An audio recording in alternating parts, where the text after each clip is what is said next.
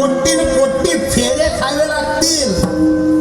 इथला दगड व्हावं लागेल, इथली माती व्हावं लागेल, इथला झाडाचा पाला व्हावा लागेल, इथला जडजंतू व्हावा लागेल आणि मग कुठेतरी मानवाचा वारा लागेल.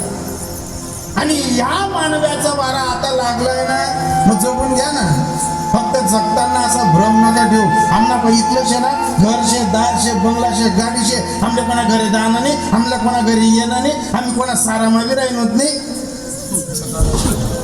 बऱ्याच लोकांचा असा इगो आहे, आम्ही त्यांना घर जाणं पडत नाही, आम्ही त्यांना मुसडं देखत नाही. अरे नको मुसडं देखू, पण शेवट गल्लीला पाणी फिरवताना अंगठावर पाणी बी बाव बनस मग तोच दे.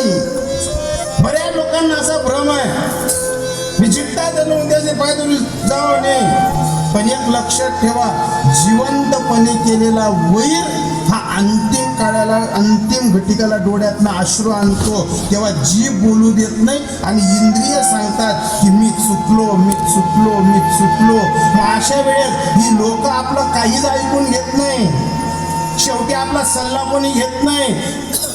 ज्यांना हाशीचा नाडके मोडेल असतो आपले दुर्दैव सांगत बरंच आहे.